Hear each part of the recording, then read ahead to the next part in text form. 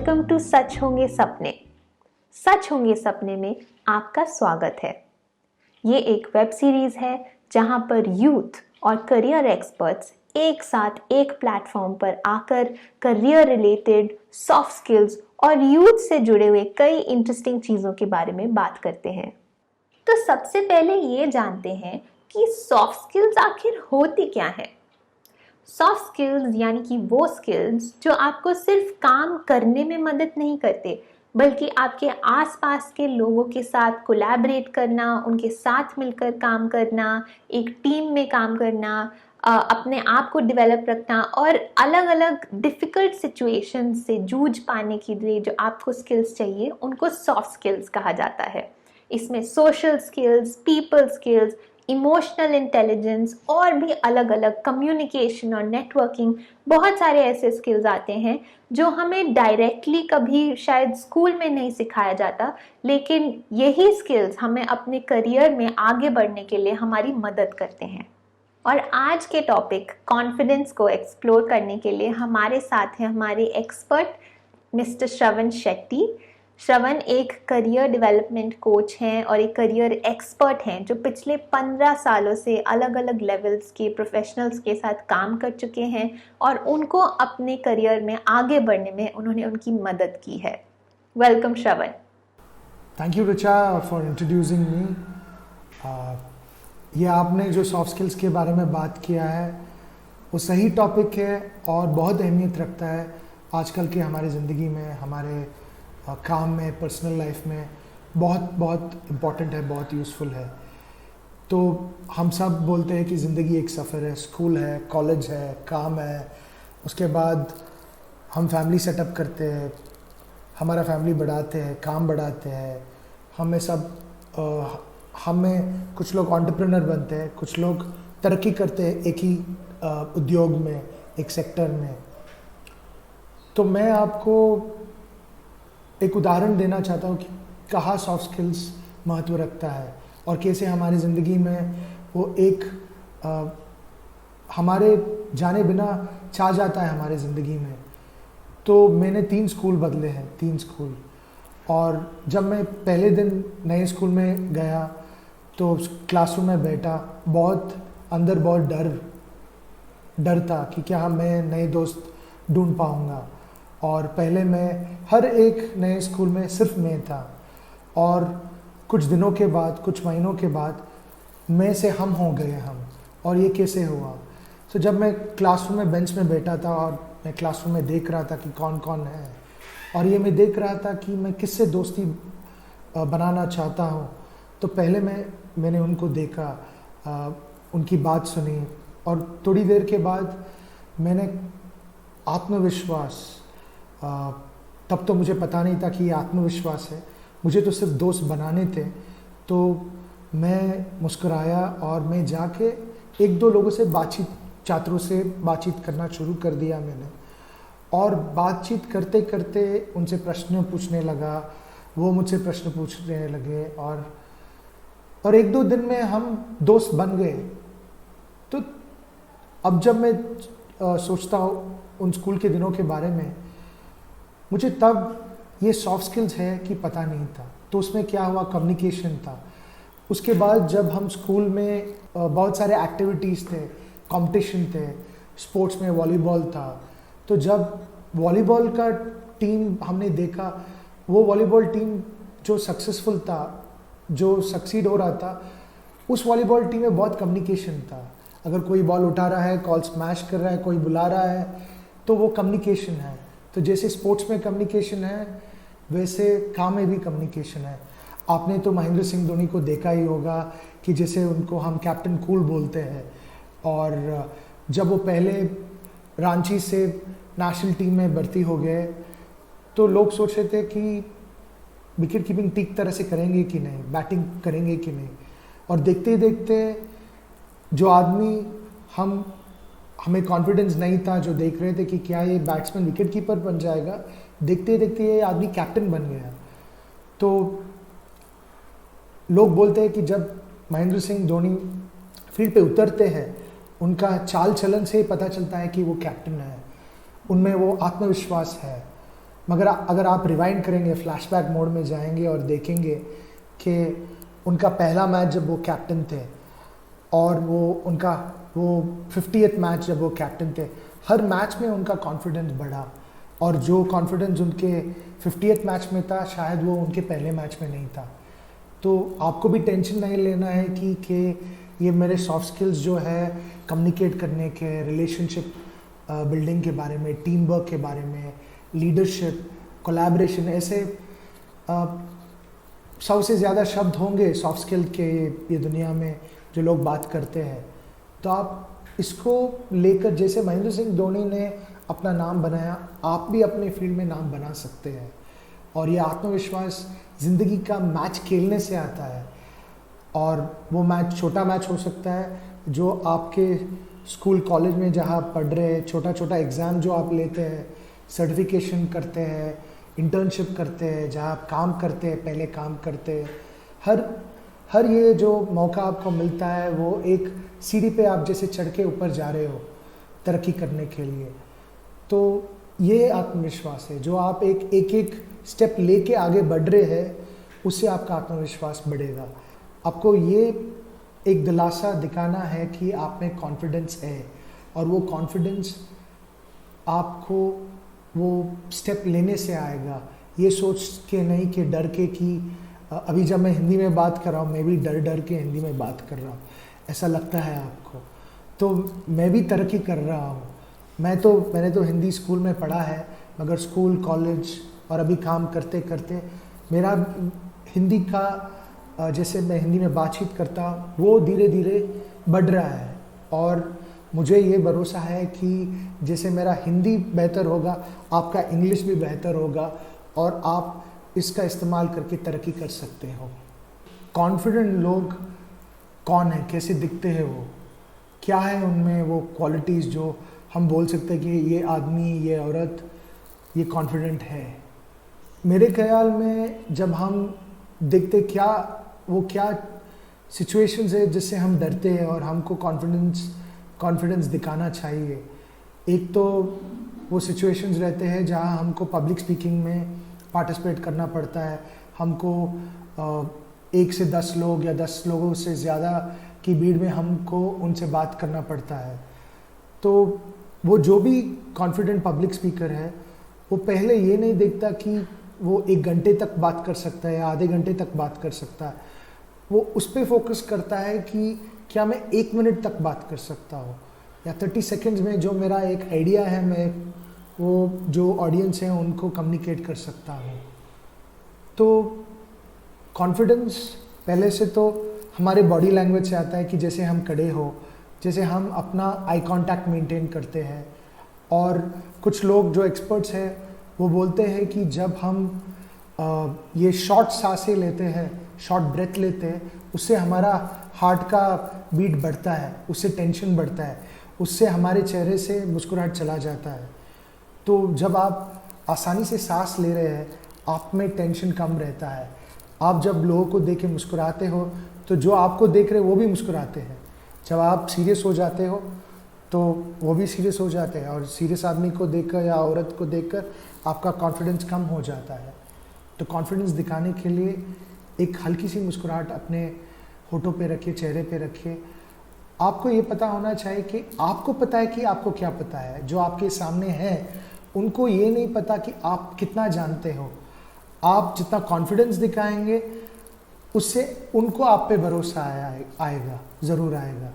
तो आप ऐसे स्टेप्स ले सकते हैं कि जैसे 3 पॉइंट या 4 पॉइंट का एक छोटा सा स्पीच बनाइए और बोलिए कि मैं 1-2 मिनट में ये 3 पॉइंट के बारे में बात करूँगा, और उससे क्या है आपका कॉन्फिडेंस बढ़ेगा। पहले एक मिनट का स्पीच बनाइए, उसके बाद आपका अगला स्पीच 3 मिनट का अवसर का ड्यूरेशन का हो सकता है, फिर एक लंबा स्पीच के ऊपर आप फोकस कर सकते हो। अभी दूसरी बहुत अहमियत जो सिचुएशन है वो है इंटरव्यूज़। वो जॉब इंटरव्यू हो सकता है, आप नहीं तो किसी कॉन्ट्रैक्ट के लिए अप्लाई कर रहे हैं और जाके वो गवर्नमेंट संस्था हो सकती है जहाँ आपको जाके टेंडर देना पड़ेगा, बातचीत करना पड़ेगा। तो आप वो जो भी सिचुएशन है उसके ऊपर आप अगर थोड़ा रिसर्च करोगे, थोड़ा प्रिपरेशन करोगे तो आपका कॉन्फिडेंस बढ़ेगा। तो अब तक हमने दो चीज़ों के बारे में बात किया है। एक तो वो कॉन्फिडेंस जो चीज़ है जो आप दूसरों को दिखाना चाहते हैं कि आप कॉन्फिडेंट हो, और दूसरा जो आपको अंदर से आत्मविश्वास दे। तो जब आप कॉन्फिडेंट दिखते हो, अच्छा ड्रेस पहनिए, जाके मीटिंग के लिए प्रिपेयर कीजिए, मुस्कुराहट रखिए, सुनिए जो वो बोल रहे हैं। कभी कभी क्या वो होता है, हड़बड़ी में हम कुछ चीज़ ऐसे बोल देते सोचे बिना कि हमारा कॉन्फिडेंस घट जाता है। अगर हम सोच के बात करेंगे, थोड़ा प्रिपेयर करके बात करेंगे, तो हमको भी ये एहसास होगा कि हमने कुछ किया है, प्रिपेयर किया है। तो प्रिपरेशन बहुत इम्पॉर्टेंट है, और ये दिखाना है कि आप कॉन्फिडेंस हो, ये भी बहुत अहमियत रखता है। अभी मैं ये कहना चाहता हूँ कि ज़िंदगी के सफ़र में जितने अड़चने आएंगे वो आपको और मजबूत करेगा। और अगर आप आत्मविश्वास को, कॉन्फिडेंस को बाहर नहीं ढूंढेंगे, मगर इस पे आप नज़रिया डालेंगे कि मैं आज से ही वो अफसर के लिए प्रिपेयर करूँगा, जो इंटरव्यू है, आप सिविल सर्विसेज का एग्ज़ाम हो सकता है, स्टेट सर्विसेज का एग्ज़ाम हो सकता है, कोई भी मौका है, आप जो भी पढ़ना चाहते हैं, आप फ्यूचर में उस पॉइंट के लिए वेट मत कीजिए, आज से ही प्रिपेयर कीजिए। अगर आपको लीडर बनना है तो आपको पब्लिक स्पीकिंग के ऊपर अभी गौर करना है, 5 साल के बाद नहीं, 5 महीने के बाद नहीं, 5 हफ्ते के बाद नहीं। अगर आपसे आज से ही आप इंटरव्यू के लिए प्रिपरेशन चालू करेंगे अपने दोस्तों के साथ, मोबाइल के ऊपर खुद रिकॉर्ड करना, खुद देखना कि कैसे आप एक दिन से दूसरे दिन तक बेहतर हो सकते हैं, तो आप में वो आत्मविश्वास ज़रूर आएगा। मुझसे एक छात्र ने पूछा था, सर जी 100% कॉन्फिडेंस कहाँ से आएगा मुझे? तो मैंने बोला वो तो आप पे निर्भर करता है भैया। तो उन्होंने बोला क्या, कैसे? तो मैंने बोला अगर आप 1% आपका कॉन्फिडेंस बढ़ाओगे आपका प्रिपरेशन में हर दिन, तो 100 दिन में आप 100% कॉन्फिडेंट हो जाओगे। अगर 10 दिन में आप 10% बढ़ाओगे अपना प्रिपरेशन, तो 10 दिन में आप 100% हो जाओगे। तो आप ये डिसाइड कर सकते हैं कि आपका आत्मविश्वास आप कैसे बढ़ाएंगे। जितना आप प्रैक्टिस करेंगे, जितना आप परिश्रम करेंगे, उस पर निर्भर होता है। तो बोलते हैं कि जैसे एक्शन है वैसे रिएक्शन है। अगर आप कॉन्फिडेंट होकर एक्ट करोगे तो आपका कॉन्फिडेंस बढ़ेगा। अगर आप डर के घर के अंदर बैठे रहोगे तो आपका कॉन्फिडेंस नहीं बढ़ेगा। अगर आप घर के अंदर बैठ के प्रैक्टिस करोगे फिर भी आपका कॉन्फिडेंस बढ़ेगा। तो ये बात कि आप कॉन्फिडेंट हो सकते हो और कॉन्फिडेंट हो, ये आप अपने मन में और दिमाग में बिठा दीजिए। तरक्की आपके साथ रहेगी, क्योंकि तरक्की एक दिन नहीं आती, हर दिन आप तरक्की कर रहे हो। अगर आपको इस दुनिया का सबसे बेहतरीन बॉक्सर बनना है, या 4x100 मीटर्स रिले में आपको दौड़ना है, लेखक बनना है, कारपेंटर, सबसे बेहतर कारपेंटर बनना है, तो उसके ऊपर परिश्रम आप आज से ही शुरू कीजिए, और उसके ऊपर बात करना भी आज ही शुरू कर दीजिए। तो आपका कॉन्फिडेंस ज़रूर बढ़ेगा। कभी कभी धीरे धीरे बढ़ेगा, कभी कभी बहुत तेज़ी से बढ़ेगा। तो ये ज़रूर याद रखिए। तो अभी हम चलते हैं ऋचा के पास। ऋचा को तो आप सब लोग जानते ही हो। ऋचा जो एक यूथ है, वो आपको टिप्स देगी कॉन्फिडेंस बिल्डिंग के बारे में, और थोड़े मिथ्स को भी तोड़ेगी जो आपको लगता है कि सही है मगर वो सही नहीं है। तो अब ऋचा के पास। तो आज हम एक्सप्लोर करेंगे ऐसी 5 आदतें जिनको बार बार प्रैक्टिस करके, उनका अभ्यास करके हम शायद थोड़े से और ज़्यादा कॉन्फिडेंट बन पाएंगे। सबसे पहली आदत, विजुअलाइज करिए। कल्पना कीजिए कि आप कॉन्फिडेंट बन चुके हैं, और फिर सोचिए अगर आप कॉन्फिडेंट हो जाएंगे तो आप क्या क्या करेंगे, क्या क्या आपकी आदतें होंगी, आप कैसे बातचीत करेंगे, आप किस ढंग से बैठेंगे, आप किस ढंग से लोगों से इंटरैक्ट करेंगे, और फिर उन सारी आदतों को अपनी रोजमर्रा की जिंदगी में ढालने की कोशिश करें। दूसरी आदत, अपने आप को अप्रिशिएट करें। आपके अंदर की जो आवाज़ है, जो आपको कहती है कि आप कॉन्फिडेंट नहीं है, आप ये नहीं कर पाएंगे, उस पे सवाल उठाएं और सोचें कि मैं क्यों नहीं कर सकती या कर सकता।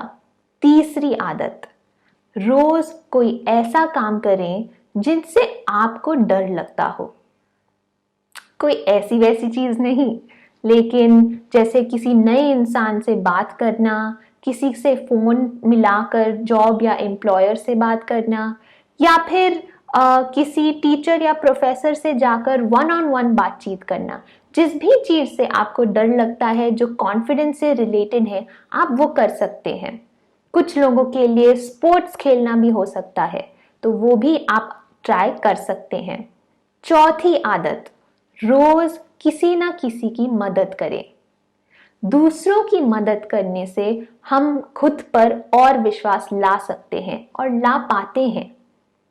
जब दूसरे देख पाते हैं कि हम उनकी अलग अलग तरीकों से मदद कर सकते हैं, वो भी हमारी अप्रिशिएट करते हैं और उससे हमारा आत्मविश्वास बढ़ सकता है। पांचवी और सबसे इंपॉर्टेंट आदत, अपना ख्याल रखें। अपनी फिजिकल हेल्थ का ख्याल रखें, अपने सोने जागने का ख्याल रखें और अपने मेंटल हेल्थ का भी ख्याल रखें। इससे आपका कॉन्फिडेंस और बढ़ेगा और आप खुद की स्ट्रेंथ्स को पहचान पाएंगे।